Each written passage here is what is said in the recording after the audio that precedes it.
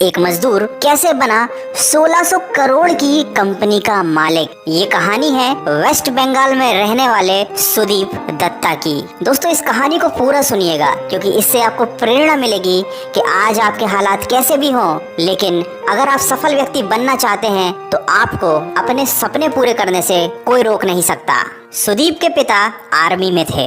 बंगाल की 1971 की लड़ाई में वो अपाहिज हो गए और 3 महीने बाद पैरालिसिस से उनकी मौत हो गई। सुदीप के बड़े भाई भी चल बसे। उनके घर की आर्थिक स्थिति बहुत खराब हो चुकी थी। सुदीप पर अपनी माँ की जिम्मेदारी थी। वह कभी रिक्शा चलाता तो कभी किसी रेस्टोरेंट में वेटर का काम करता, पर सुदीप ने हिम्मत नहीं हारी। उसने अपनी परिस्थिति बदलने की ठानी और वह मुंबई चला आया। मुंबई में सुदीप एक पैकेजिंग फैक्ट्री में मजदूर की तरह काम करता था। वह एक ऐसे कमरे में रहता था जहां पर 20 मजदूर साथ रहते थे। सोते समय हिलने तक की जगह नहीं होती थी और 40 किलोमीटर रोज चलकर जाता था ताकि वो पैसे बचा सके और अपनी माँ को भेज सके। पर सुदीप की बदकिस्मती ने उसका साथ यहाँ भी नहीं छोड़ा।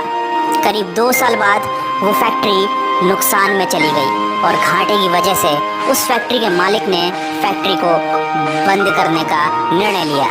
सुदीप ने उस फैक्ट्री के मालिक को किसी तरह मनाया और कहा कि वह इस कंपनी को चलाएगा और उससे प्रॉफिट निकालेगा और उस प्रॉफिट को उस मालिक के साथ बांटेगा। कंपनी घाटे में चली गई थी तो मालिक ने बंद करने से बेहतर सोचा कि सुदीप को उस कंपनी को चलाने दिया जाए। सुदीप ने कुछ पैसे जोड़ रखे थे और कुछ पैसे अपने दोस्तों से उधार लेकर कुल 16,000 रुपए इकट्ठे करके उस कंपनी के मालिक को दिए और 2 साल प्रॉफिट शेयर करने के एग्रीमेंट पर उस कंपनी का मजदूर आज उस कंपनी का मालिक बन गया। लेकिन ये तो केवल हिम्मत और जज्बे की शुरुआत थी। असली परेशानियां तो आगे आने वाली थी, क्योंकि जिस पैकेजिंग कंपनी के प्रोडक्ट्स को वो कंपनी बनाती थी, जिंदल जैसे बड़े फर्म्स भी वही प्रोडक्ट बनाते थे और उनसे टक्कर ले पाना कोई आसान बात नहीं थी। ये एक असंभव सा काम था। लेकिन सुदीप अपनी हिम्मत और लगन के दम पर कंपनी को चलाता रहा और धीरे धीरे कंपनी घाटे से उबर गई। सुदीप ने बड़ी कंपनियों से टक्कर लेने के लिए अपने प्रोडक्ट में कुछ नया किया। मार्केट में तरह तरह के प्रोडक्ट निकाले।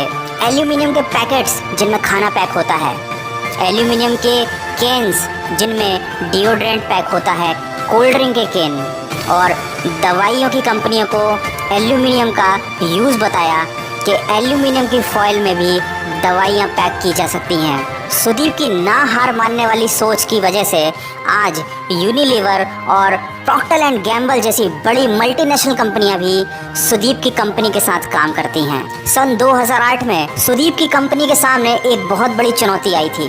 वेदांता ग्रुप जैसा बड़ा ग्रुप पैकेजिंग इंडस्ट्री में उतरा था, लेकिन सुदीप के हौसलों के सामने और कुछ नया कर दिखाने की सोच के सामने वो ग्रुप भी टिक नहीं पाया और जल्द ही वो दिन आ गया जब वेदांता ग्रुप ने अपनी पैकेजिंग इंडस्ट्री सुदीप की कंपनी को बेच दी।